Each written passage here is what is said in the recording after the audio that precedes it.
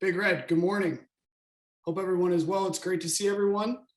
At this time, we welcome the Cornell Big Red to the call. Joining us today is head coach David Arthur, along with quarterback Richie Kenny and cornerback Keenan Clark. Coach, very excited to see you. Hope you are well. We will start with some opening comments from you, and then we'll transition into some questions. So the floor is yours. That sounds good, Matt. And I echo Coach Bagnoli and his saying it's just great to be here. Can't wait to do it again at ESPN. Maybe we could work that out. That was pretty sick in 2019. But hey, look, I'll take it as opposed to not having media day. So excited to be here. Excited to get going. Like Coach said about his squad with Columbia, the same. You know, for the Big Red, these kids, these student athletes have overcome so much and done so much to get back to be able to play the game they love with the guys they love, right? And so I think it's a great opportunity in 2021 to have an attitude of gratitude about being able to participate in this game and to be around each other and to get better and to compete in an outstanding league against other great teams and other great coaches. So really looking forward to that. It's no small endeavor, what everybody's overcome with this pandemic, right? Like loss of life, loss of business, that's serious stuff, right? But for student athletes, their loss of their identity when they're not allowed to play their game, that's a big deal, right? That's a really big deal. And so not to, overstate it, or obviously in comparison to other things this pandemic has done to folks, but that's something, the reality we've dealt with as a team, and I'm sure the rest of the teams in this league and other sports in this league have dealt with, right? And the guys on the team have just done a great job of showing resiliency and overcoming adversity and coming together, particularly the kids that are I call them super seniors, right? Like you're rearranging your whole life, whether it's at Cornell or Brown or Penn, right? They're taking off semesters, they're taking off years academically, they're getting jobs, they're finding gap years, to play. And so for those reasons, I think the 2021 Ivy League football season has the chance to be its best ever because of the collective effort of all these teams and all these amazing student athletes that we finally get to showcase, our football ability. So really looking forward to that. Couldn't agree more. Coach, when you look at your 2021 team and you get ready to kick off preseason here, what are some of the characteristics and some of the traits that coming back, you have in this squad? Well, I think, starting with me, I needed to do a better job connecting with the team, right? And I needed to do a better job building trust amongst coaches and players and players and players and coaches and coaches. And it started with me. It starts with me and has to continue with that. So like many folks in the past year in the virtual world, we did everything we could, to facilitate building that connection and building that trust, because really that's paramount and something that, I didn't do a great job of in the past, or maybe did an okay job with, this group, or maybe not that group, or this side of the ball, not that side of the ball. But really it has to be an entire team thing. So that's been our theme, at least, the coming from the top down of, let's build trust amongst each other and be committed to doing that. And it's something that's got to be, continually done. So I think, building trust, being resilient, creating connection, and having that attitude of gratitude to be able to play are some things that I've seen, from our organization. Two guys that I'm sure you trust very much here, the guys that you brought today.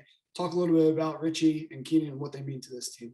Yeah, it was hard to pick, to try to say who do you bring. I could have brought, 50 guys, but just with what I've seen, on the field, off the field, being able to speak to our different sides of the ball, I thought Richie and Keenan, certainly along with a lot of other guys in their class and the class below them, would be great spokesmen for our program. And it just happened to work out with their schedules. So decided to bring them and excited to hear their thoughts. Let's get their thoughts here. Richie, we'll start with you. Obviously, an incredible 2 years here that we've all undergone. Talk about your leadership of this team and what you've done to make sure that the Big Red are ready for the 2021 season. Yes, I think after the 2019 season, guys were hungry.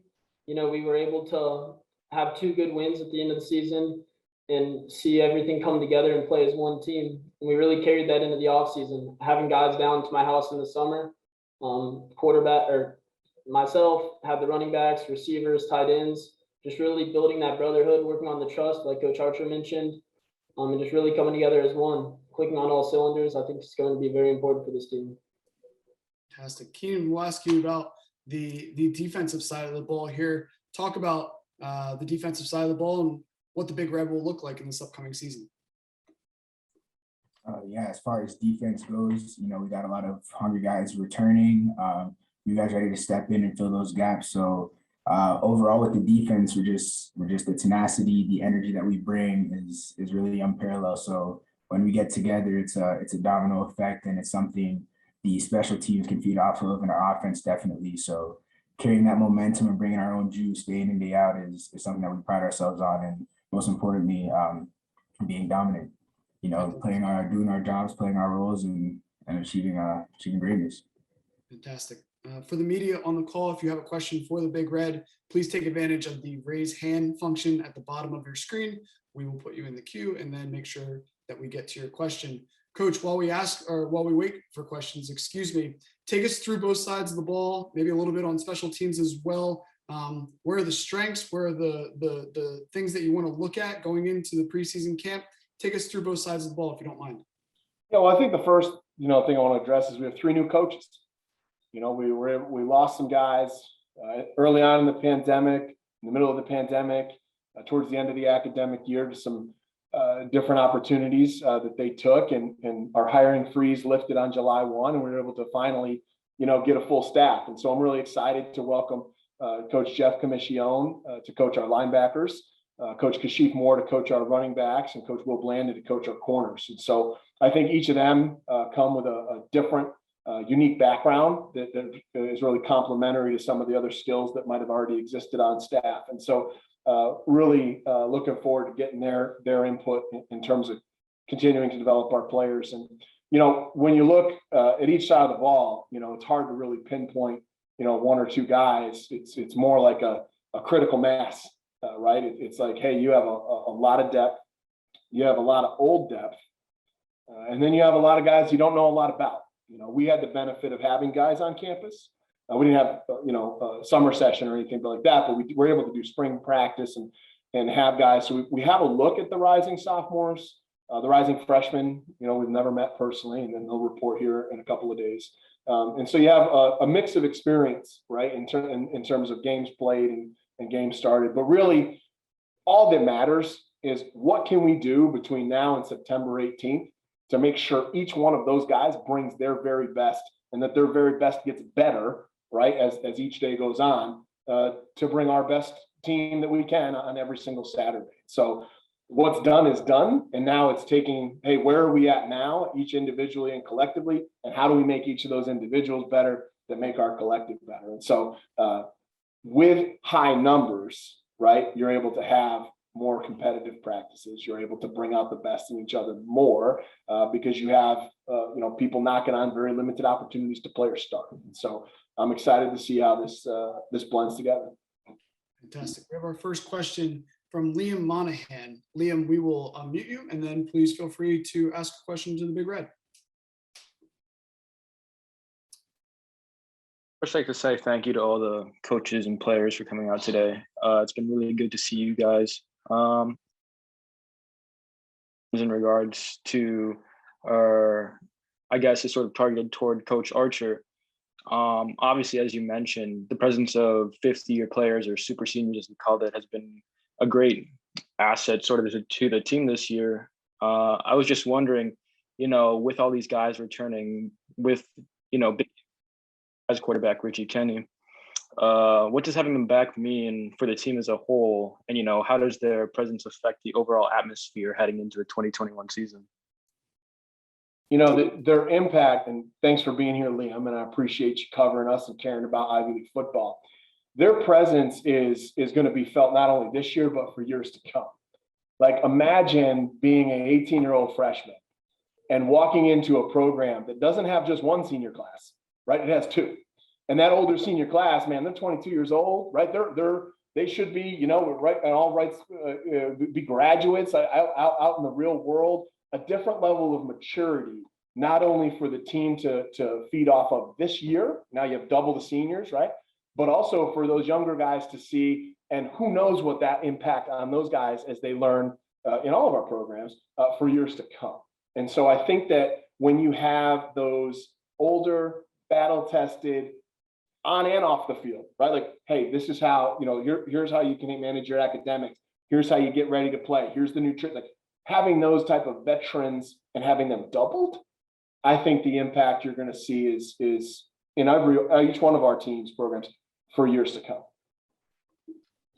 Liam, thank you. We have a second question. Clara NC Morse. I hope I have your name right. And I apologize if I don't. Clara, we'll unmute you and feel free to ask your question. Perfect. Thank you all for being here. I wanted to ask about the preseason poll, which had Cornell finishing last in the league. There was a tweet that went out that, 5 of the last 6 seasons, Cornell has exceeded its preseason expectations, that 4th place finish in 2019. Is there an extra degree of motivation there for the players of beating expectations or of being an underdog in that way? Coach, we'll start with you and then we'll move into Keenan and Richie. Sure. I appreciate the question, Clara. So for me, if guys want to use that as motivation, great. If they don't, great. I just want them to get better every day and bring their best self to the game. I didn't know the results, honestly, until somebody texted them to me. I don't read them. I think it's part of the fun, right? It's part of what can hype up the season and hype up the game. But the expectations for us come from within. And if that gets one of our players or one of our coaches to be the best version of themselves, great. Me personally, I'm focused on our kids and our coaches and what I think and I know we can accomplish. Keenan, your thoughts on that as well? Claire, thanks for joining us this afternoon. Very similar to what Coach said. I personally didn't know about it either, but I know some guys are definitely motivated by those results. Me personally, I take it with a grain of salt. At the end of the day, we know we have 10 opportunities to go out there, and we know what our expectation is. We know that what we're aiming for is a championship season, and so whatever sort of hype or nuances around that is going to be what it's going to be. But as far as what we control as the players, we go out there every day. We're getting better, like Coach said, and we're focused on winning the championship. Richie. Yes, there's certainly some guys on the team that have used it as motivation, and I think that's great. A lot of guys have a chip on their shoulder, as we all do, to prove ourselves and try to become champions. But what people on the outside of this program want to rank us isn't much of a concern. Just showing up every day, controlling what we can control, and trying to get better. Coach, one more from me, if you don't mind. It's a long journey, I know, for you and your coaching staff between now and that first game. But when you're putting your head to the pillow on September 17th, how do you know that your team is ready for that first game? What are the types of things that you really need to see over this next month here to know that you're ready for the 2021 season? Excellent question, Matt. I think what you have to do is the prescriptions and the practice plans between now in the first game. Everybody gets 28 days and 24 practices, right? And you want to make sure you're layering in enough 11-on-11 opportunities, right? And you want to make sure you're giving enough reps that pushes guys from an area of strength conditioning to football conditioning. And can we write the practice plan so that we're taking advantage of keeping everybody's body as healthy and as recovered as they can to then push them the next day so that we can go out and play 70, 80, 90, however many snaps it takes to win the game starting September 18th. So we're using a couple of different resources that we haven't done in the past to help me and help our strength coach and our coaches, kind of make those decisions. But that to me is you take them from the squat rack or you're running a half gasser at the end of the summer to, okay, now you got to go play, 80 snaps of highly collision football. So what you do in between there, writing that great plan, sticking to it, and then doing that each and every day, that is how on the night of September 17th, I'll be ready to go. I won't sleep because I'll be excited for the game, but at least my head will be near a pillow, theoretically. I'm not sure that your two student athletes here will get some sleep that night. I hope they do, but I'm not sure that they will. Richie, Keenan, what message to your teammates do you send to them? Preseason camp is such a grind. What message do you send to them that, look, we got to build this thing, and as long as we're ready on September 18th, that's all that matters. Richie, I'll ask you first. I mean, we've been waiting for this opportunity to get back and play. You don't need to motivate anyone to show up to camp. The dudes are so excited to get back together, to get to work together as a team. And we just know that we have to execute. If we do what we can do, I don't think anyone can stop us. So going in and having time to just focus on Cornell football and doing it the way we can, I think that's exciting. Keenan, take us home with that question if you don't mind. Yeah, absolutely. Like Coach Archer was mentioning earlier, just having that trust and piggybacking off what Richie said, it's as easy as looking over to the guy beside you, give him a smile, give him a head nod, and we know what we got to do. We're ready to get after it. We're chomping at the bit. And we're fired up. Awesome. We're fired up as well. Looking forward to it. Really appreciate all of your time this morning. Best of luck to the Big Red as we get ready to kick off this season here. Appreciate the time this morning. Thanks a lot, Matt. Appreciate you. All right. Thanks, We will. guys. Thank you. Thank you. Practice.